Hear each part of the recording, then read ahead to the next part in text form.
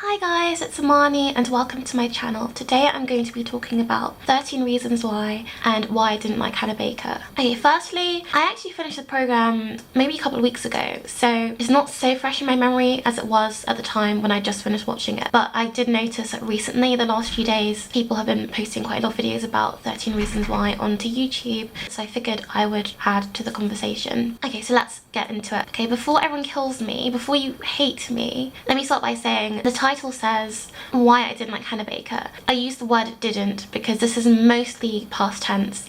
I think it's very hard for anyone to get through the whole programme, to get through all the episodes, all the tapes, and not come out and empathise with Hannah Baker and connect to her character. I think it's very hard not to sympathise with her and not to kind of feel for her in a huge way. So my main issues and the main times I didn't like her, I would say this kind of mainly was the case for the first half of the series, the first half of the tapes. Okay, so I'm going to start with the biggest issue I had with the show. First of all, I really like the show. Bear that in mind whilst I'm talking. I just want to kind of have a nuanced conversation and talk about a few issues that I had, but I love the show. I actually love the show. With that said, I'm going to start with the biggest issue that I had with the show.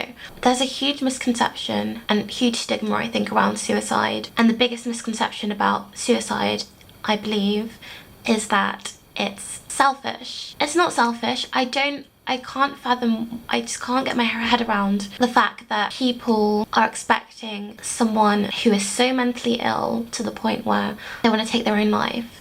I don't know how people are expecting a person in that situation to think rationally and to not have tunnel vision. If someone was in a healthy state of mind, if someone was thinking correctly, they wouldn't take their own life. So you can't expect someone in that situation to be thinking about all the repercussions. You can't expect them to be thinking about how this is going to affect every single person around them. If they were thinking that clearly and with that much foresight, they probably wouldn't be taking their life in the first place. Someone who is so mentally ill to the point that they want to take their own life doesn't have the advantage of a healthy mind. They're not thinking healthily. But that being said, I don't think this program helps that misconception. People think that people committing suicide are selfish just for the fact that they committed suicide and are not thinking it would affect other people. In this program, Hannah not only takes her life, but she goes out of her way to tell people, I'm dead because of you. So that's kind of taking this whole suicide is selfish thing to the next level, if you see what I mean. So that the people who are thinking that suicide is selfish are going to think that this is the embodiment of that, this is proof of that, because not only was she not thinking about people, she was specifically targeting people and telling them, this is why I've died, this is why I killed myself, and it's because of you, it's because you did this, and in some cases not a huge thing. Some of the people on the tapes definitely deserved it. I definitely have zero sympathy for a few certain people on the tapes, and there were people who I would say, in my opinion, didn't really do that anything that bad. The guy who, I don't remember everyone's names, I probably should look them up, but the guy who put her poem in the magazine, I don't think that was such a big thing. Yes, it affected her mental health, but does he deserve to live with that for the rest of his life because he did one little action? Does he deserve then to know for the rest of his life that he killed someone, or he was one of the reasons why someone died? And also, not everyone in the show seemed that bothered about being on the tapes. Not everyone did, but maybe when you're a teenager you don't care as much, but these things will affect people down the line. I would imagine most people wouldn't be able to recover from knowing that they contributed to someone taking their life, even if it doesn't hit them straight away. Also, the one guy who was actually nice, he wanted to date her but she rejected him and was a bit salty because she rejected him again. I think he was a nice person. I think he was actually a really nice guy, and he just got a bit salty. Again, I don't think he deserved to be on the tapes. But saying all that, even though in my opinion it did something, I think, negative, it did something unhelpful to mental health stigma, I think it did some things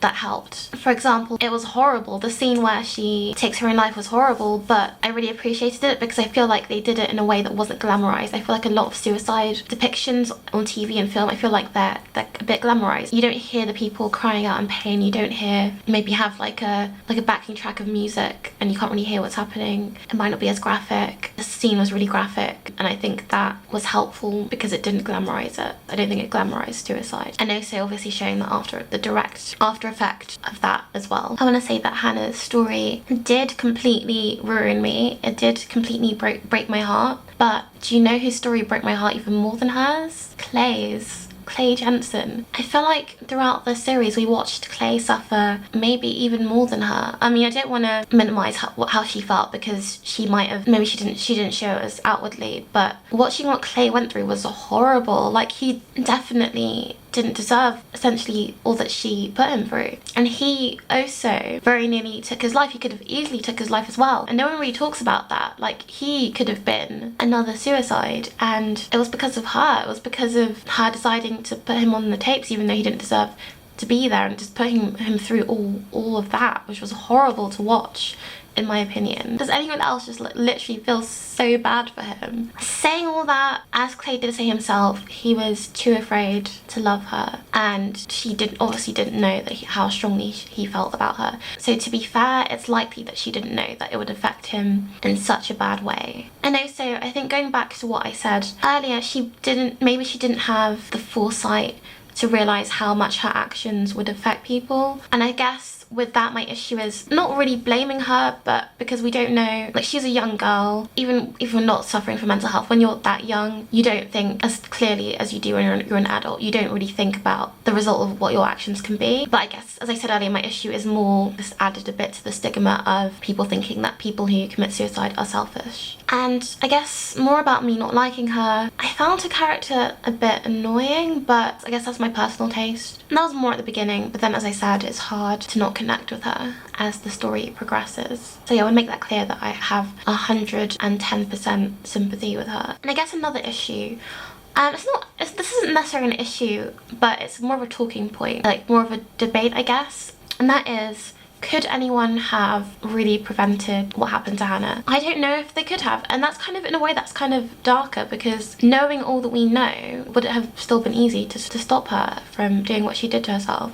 I don't know, because, for example, in that situation where Clay leaves and she doesn't want him to leave, I think most people would have done the same as what he did in that situation. If someone keeps telling you to leave them alone. Most people, out of courtesy and thinking that they are doing the right thing, would just leave. And I'm not blaming her for that either. I think we've all felt like that. I think we've all wanted someone to stay, even though we tell them to go.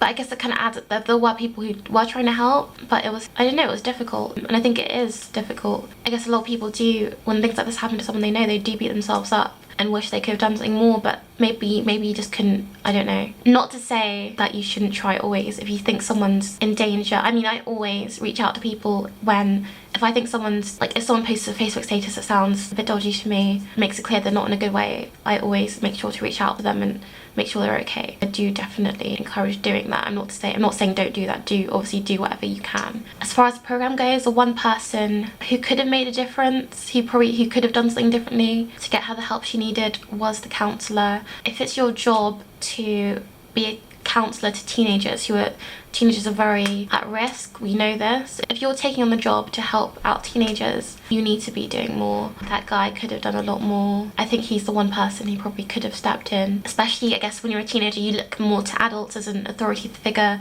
and as someone who can help you.